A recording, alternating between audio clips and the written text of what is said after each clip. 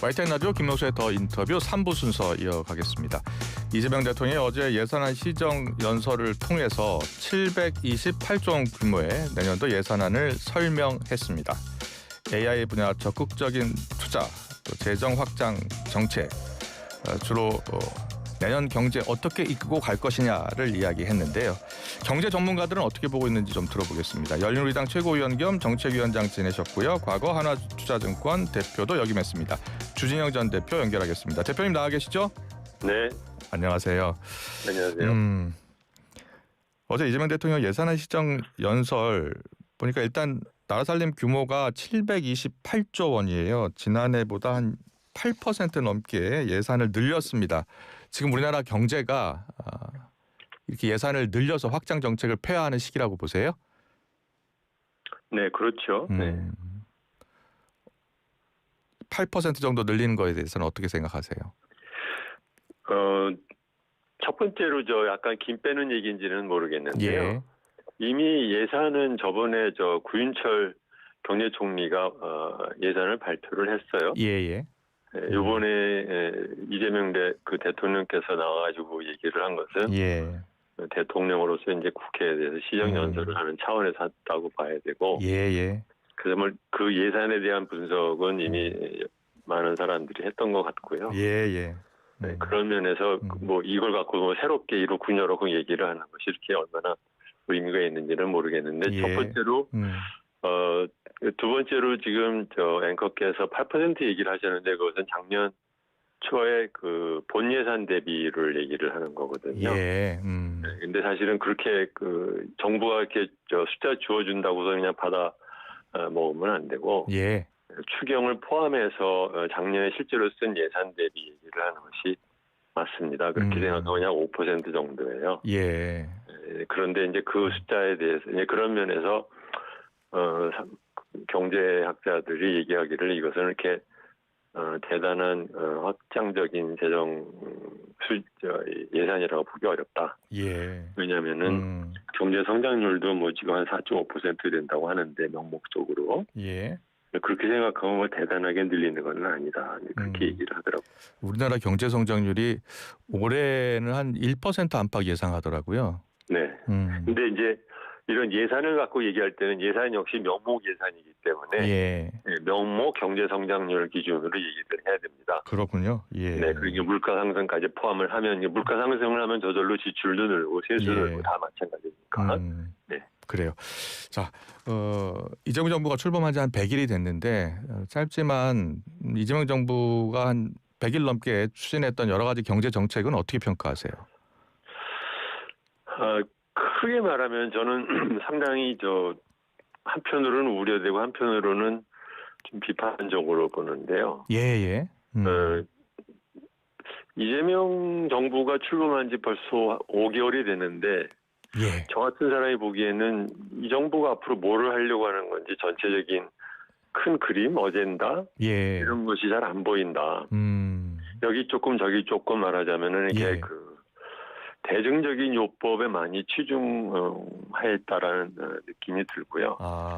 물론 이제 매년 예산에 모든 것을 담을 수는 없지만 적어도 국정이 앞으로 5년 동안에 이재명 정부가 무엇을 중점적으로 구조개혁을 할 건지, 구조개혁에는 일반적인 것도 있지만 정부의 세출에 관련된 큰 틀이 보여야 되는데 그것이 잘 안 보이고 계속해서 아마 물론 이제 대내외적으로 당장 떠오르는 급한 사안이 있습니다. 정부라는 것이 원래 중요한 것도 해야 되지만 급한 일이 먼저니까.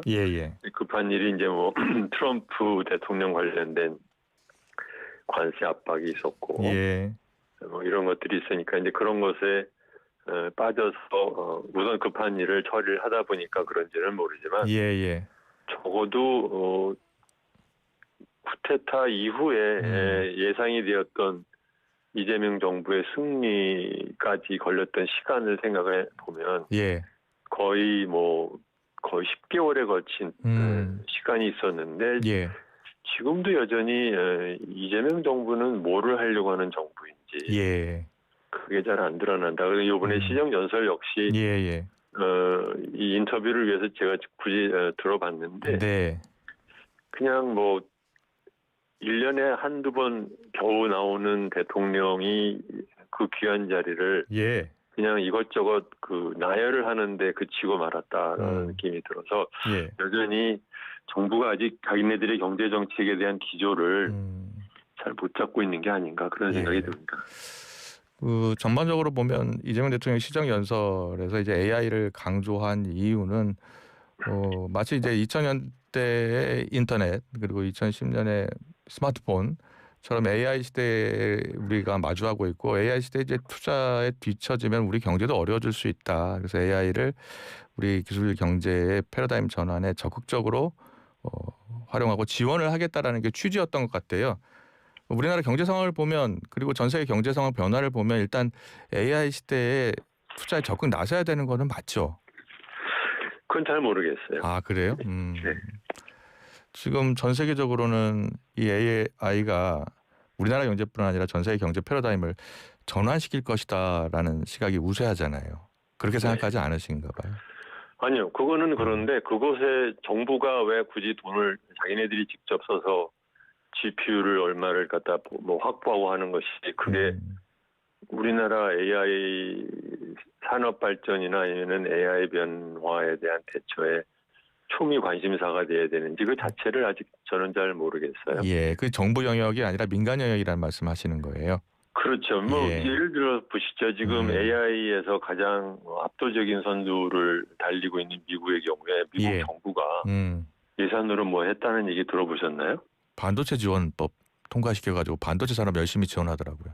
그러니까요. 반도체와 AI는 사실은 직접적인 관련이 있다고 볼 수는 없죠. 그러니까 그런 뜻에서 AI라는 것은 기본적으로 민간 기술, 첨단 기술인데 그것은 그걸 갖다 개발하고 육성하기 위해서는 산업 기업들이 나서서 적극적으로 할 일이지 정부가 그 과정에서 무엇을 할 수 있다라는 건지에 대한 거를 저는 아직 잘 모르겠어요. 그래요. 예. 네.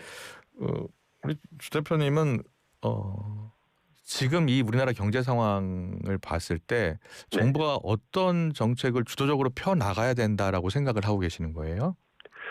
꼭 저만이 아니라 많은 사람들이 얘기하는 것이 우리나라에서 지금 제일 중요한 것은 크게 보면은 기후 위기가 있고 두 번째로는 저출산 고령화가 있고 세 번째로는 부동산 문제와 뭐 세금 관련된 이슈가 있고 가계부채 있고 근데 그러면은 그것이 근데 이게는 사실 뭐 저만이 아니라 거의 모든 사람이 얘기를 하는 거잖아요. 그러면은 정부 정책에서 제가 방금 말씀드린 이 문제들에 대해서 정부가 앞으로 어떠한 기조를 갖고 있고 그것을 예산과 세입을 통해서 어떻게 해결할 건지에 대한 그림을 못 봤다는 거 꼭 저만의 생각은 아닐 것 같습니다. 그래요. 예. 하나하나 좀 더 들어가 볼게요. 고령화 시대에 맞춰 지금 뭐 이번 대통령 시정 연설 가운데 저소득층 지원이 또 들어가 있더라고요. 보니까 생계급여 4인 가구 기준 매월 200만 원 지급하는 것도 들어있고 노인 일자리 이제 확대도 들어있고 또 지역사랑 상품권 24조 원도 들어있고 그래서 뭐 고령화 시대에서 좀 뒤처질 수 있는 세대 그런 지원이 좀 포함이 돼 있거든요. 그러니까 이것 조금 저것 조금 그렇게 말하면은 그러면 우리나라의 고령화는 해결된다고 보세요? 예, 좀 더 110만 명 노인 일자리 110만 명에서 115만 명이 되면 그럼 됐네 싶으세요? 그런 거 아니잖아요. 그러니까 저는 대통령이 나와서 얘기를 할 때는 110만 명에서 115만 명이 늘렸습니다. 그런 얘기 듣고 싶어서 굳이 대통령을 불러서 국회의원들이 듣는 건 아닐 거라고 생각해요. 예. 그러면 지금 저출산 고령화 대책이 많이 부족하다는 생각을 하신 것 같아요. 어떤 대책이 지금 바로 필요할까요? 글쎄, 그러니까 그것을 저 한 개인이 보고서는 너 뭐가 필요하다고 생각하느냐 그러면 말하면 뭐 그렇게 뭐 듣기는 하겠습니까? 그렇죠. 그러니까 그런 질문 자체는 저한테는 그래요? 그래도 생각하시는 게 있을 거 아니에요, 그래도. 아니 예를 들어보죠. 예. 그러니까는 저출산 문제에서 이번에 대통령을 대표적으로 나왔던 얘기로 집었던 예. 얘기가 그 아동수당을 7세에서 8세로 늘리겠다. 예. 임기 도중 12세까지 하겠다. 예. 그게 소위 말하면 대표적으로 그 정치인들과 관료들이 일하는 척 위하는 척 하면서 이제 말하자면 그 내세우는 건데 예. 왜 7세에서 8세만 올리죠? 그게 이렇게 중요하면? 그리고 1년에 하나씩 올리면 뭐가 그렇게 대단히 좋아져요? 예. 그러니까 그런 게 하나하나가 말하자면 그러니까 예. 그냥 그 스페이스 채우기 위해서 길게 답안지 쓰는 학생들 같이 예. 왜 그러니까 아동 수당 문제는 사실은 다른 나라의 경우에는 뭐 많은 경우에는 25세, 23세까지 주고 대부분은 적어도 고등학교 졸업할 때까지는 아동 수당을 줍니다. 우리나라처럼 이렇게 무슨 뭐 선심 쓰듯이 3년에서 4년, 4년에서 5년 그러고 난 다음에 그걸 갖다 대단한 무슨 성과나 되는 것처럼 생색내고 하는 이런 어프로치 자체가 좀 우리나라가 그런 거를 해서 해결될 나라가 아니잖아요. 예. 그렇죠? 그러면은 노인 대책만 해도 그렇습니다. 지금 노인들 우리나라 의료보험 가장 큰 문제가 지금 의료보험 문제인데. 예. 의료보험 역시 지금 조금만 있으면 노인들 숫자가 급격하게 늘어나기 때문에 의료보험의 대규모 적재가 예상이 됩니다. 예. 그러면 그때도 마찬가지로 뭐 7% 늘리던 보험을 7.1% 늘리고 7.2% 늘리고 7.3% 그러면서 이제 세워라 내워라 말하자면 시간 죽이는 걸로 해결이 되겠어요. 예. 근데 그런 것을 뭐 적어도 뭐 윤석열 정부 같으면 아예 기대를 안 한다고 했고 그랬지만 자기네들이 그동안 이런저런 얘기를 많이 하던 민주당 정부가 막상 정권을 잡으면 이상하게 이렇게 쪼그라들고 그 얌전해지는 이유를 저는 아직도 잘 모르겠습니다. 좀 더 적극적으로 나섰으면 좋겠다. 큰 방향을 갖고 그런 말씀하시는 것 같아요. 예. 네. 그 여러 경제 상황에도 불구하고 지금 주가는 뭐 4천 돌파하고 계속 올라가고 있잖아요. 네. 증권사 대표도 지내셨는데 우리 주가 4천 돌파는 어떻게 보고 계세요? 전체적으로는 우리나라에서 지금 기업 지배 구조에 대한 개혁에서 중요한 몇 가지 그 상법 개정이나 이런 것들이 이제 거론이 되면서 우리나라 주식시장에 대한 그 재평가를 하고 있는 과정이라고 생각을 해요. 네. 그래서 상당히 고무적인 일이지만 막상 그것이 실제적으로 그 법안 통과와 통과 이후에 또 우리나라 그 법원 판사들은 국회가 통과시킨 법도 기업들의 이익에 맞춰서 억지로 확대해서 해석하고 아니면 축소해서 해석하는 버릇들이 있기 때문에 그것이 어떻게 실제적인 변혁으로 나타날지는 아직 모르지만 적어도 그런 것에 대한 기대감은 시장에서 많이 생긴 것 같고 그래서 이제 주가가 오르는 것 같아요. 지금 주가가 적정 주가를 찾아가는 과정이다 이렇게 보고 계시는 거예요?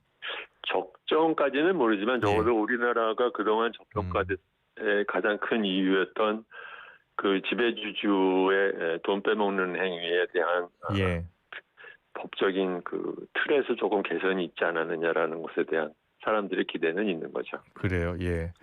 오늘 미국 시장이 뭐 급락을 해서 뭐 거품론 이야기가 계속 나오잖아요. 네. 지금도 약간의 거품이 켰다고 보세요? 한국 시장과 미국 시장은 좀 다르죠. 네, 미국 시장은 보시면 마켓캡 기준으로 1위부터 거의 한 10위까지 보면은 그 중에 거의 대부분이 이 테크놀로지 또는 뭐 이런 쪽에 관련된 회사들입니다. 거기에 비하면 이제 우리나라는 뭐 삼성전자는 일종의 인프라를 대는 뭐 그 메모리 만드는 회사고 뭐 또 다른 회사들은 또 뭐 어떤 산업의 구조가 좀 달라요. 그래서 만약에 버블이 있다 하면은 미국에서 말하는 버블은 이제 AI 관련된 버블을 얘기를 하는 것 같고 한국은 AI 관련된 버블이라고 말할 수는 없죠. 그렇지만 이제 오르는 속도가 방금 말씀드렸듯이 이제 제도 개혁에 대한 기대감에서 오르는데 그 제도 개혁이 실제적으로 얼마만큼 내용 있는 결실을 이루느냐에 대해서는 아직 모르기 때문에 그걸 예. 버블이냐 아니냐라고 말하기는 아직 좀 이른 것 같습니다. 그렇군요. 예. 지금 앞서 이제 우리가 저출산 고령화 관련 복지 대책 관련해서 좀 더 적극적인 대책이 필요하다는 말씀 해주셨고 최근 나온 부동산 대책은 어떻게 보고 계세요? 거의 뭐 최악 중에 최악이라고 보죠. 그 기억하시는지 모르겠는데 6월달에 그 정부 초기에 예. 뭐 대출을 6억 원 이상에 대해서는 금지한다 이렇게 발표했을 때 예. 이재명 대통령이 뭐 누가 그렇게 했느냐 잘했다라는 식으로 굉장히 칭찬하고 좋아했잖아요. 예. 근데 그게 안 통한다는 게 석 달 만에 드러난 거 아닙니까? 예. 지금 이런 식으로 부동산 시장이 움직이는 것을 뭘 금지하는 식으로 이렇게 어프로치를 하는 것은 예. 소위 말해서 나는 대책이 없다라는 것을 자복하는 거랑 똑같아요. 근데 이것을 아무로나 뭐 일종의 이제 증시의 서킷 브레이커처럼 예. 갑자기 이제 오르는 것을 보고 놀래서 일단 말하자면 상대방들한테 이제 멈춰라고 이제 시켜놓은 건데 예. 언제까지 멈춰라고 할 수 있겠어요? 근데 막 이렇게 되는 이유는 해야 될 일을 안 하면서 그야 말하자면 현상 관리를 하는데 현상 관리가 안 되니까 일단 금지시켜 놓고 본 거거든요. 예. 그러니까 이런 식으로 임시 변통으로 정권 5년을 갈 수는 없을 텐데 해야 될 숙제를 지금 일부러 피하고 싶은 거죠. 해야 될 숙제라면 구체적으로 부동산 관련해서는 어떤 대책일까요? 재산세 높이는 크게 대책일까요? 보면 세제와 금융 정책이 있는데요. 예. 금융 정책은 지금 여전히 뭐 말로는 그렇게 하지만 DSR에 대해서도 일반 이것 차포 빼고 뭐 규제를 한다든가, 예. 전세 대출에 대해서도 여전히 국가가 나서서 보증하는 거 여전히 하고 있죠. 예. 그런 것들 그러니까 그게 이제 나쁜 정책입니다. 네. 그럼 나쁜 정책을 고쳐야 되는데 그럼 고치지 않는 이유는 뭐 그것 때문에 정말로 부동산 가격이 내려가면은 그것 때문에 또 말하자면은 뭐 지방선거가나 이런 데서 영향이 있을까봐 지금 안 건드리는 것이고. 예. 세제 역시 마찬가지죠, 그렇죠? 뭐 다들 말하듯이 건드리면 안 좋다라는 그 시각을 말하자면 민주당은 예. 자기네들이 부동산 정책을 선거민들의 그 반발에도 불구하고 개혁을 하겠다라는 용기를 지난 문재인 정부를 통해서 완전히 잃어버린 것 같아요. 예. 자기네들이 계속해서 이제 소위 말하면 이제 그 실수를 계속해서 연발했기 때문에. 예. 그러니까 피하고 싶은 숙제인데 자꾸 찾아오니까. 예. 끙끙거리고 있는 형국인 거죠. 그렇다면은 재산세는 지금보다 더 높여야 하고 거래세는 더 낮춰야 한다라는 전문가들의 분석이 있던데 그게 그렇게 생각하세요? 어떻게 생각하세요? 그것은 옛날부터 했던 얘기예요. 예. 옛날부터 했던 얘기인데 안 하지 않습니까? 이제 그 말을 해야 된다고 말한다고 의미가 있는지 잘 모르겠어요. 예. 근데 이제 그거 못지않게 제가 말씀드리는 것은 예. 세제에도 여러 가지가 숨어 있는 게 많습니다. 예를 들면 우리나라 그 종부세 같은 것도 깎아주지 않습니까? 예. 뭐 오래 살면 깎아주고 노인이면 깎아주고. 예. 네, 그런 세제도 전 세계에 없는 세제. 어디 나라에서 재산세를 그 집에 오래 살았다고 꼬박꼬박 5%씩 깎아줍니까? 그게 이제 윤석열 정부에서 만들어 놓은 건데. 예. 그런 것들 고쳐야죠. 그러니까 해야 될 일부터 하시면서 일을 한다 그러면 모르겠는데. 예.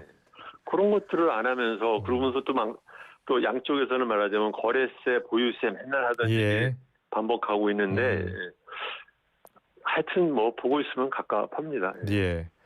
이것도 과감하게 선거 생각하지 말고 대책을 강력하게 추진해야 된다는 말씀이신 거예요? 그렇죠. 나쁜 정책이라도 없애고 봐야죠. 네. 예. 마지막으로 지금 경기가 상당히 좋지 않잖아요. 장사가 안 된다고 하시는 분들도 많고 그래서 경기 부양책으로 지금 정부가 마련하고 있는 것 이재명 정부에서 이 지역사랑 상품권 이야기 계속합니다. 이번에도 또 편성이 됐어요. 네. 지역사랑 상품권으로 경기 부양 효과 어떻게 생각하세요? 별로 없다고 생각합니다. 소위 심한 말로 말하면 태평양에 물로 이제 주전자 붙는 건데 왜냐하면은 우리나라가 지금 경제 성장률이 이렇게 침체되고 예. 소비가 침체되는 그 이유에 대한 얘기는 안 하고 예. 지역사랑 상품권 뭐 이런 거에다가 이제 말하자면 일시적인 인기 정책에 편승하는 건데 이거 역시 우리나라에서 이렇게 소비가 장기적으로 침체되는 이유는 크게 보면은 가계부채에 의한 문제가 있고 예. 두 번째로는 지난 문정부에서 코로나 사태 때 이것을 자영업자한테 직접 지원을 하지 않고 대출로 막았단 말이죠. 예. 그러니 당연히 그 사람들이 그 빚을 갚아야 되는데 어렵지 않습니까? 근데 이런 문제들을 놔두고 지역사랑 상품권 이렇게 이 문제의 격이 안 맞아요. 문제와 해결책의 격이 전혀 맞지 않습니다. 예.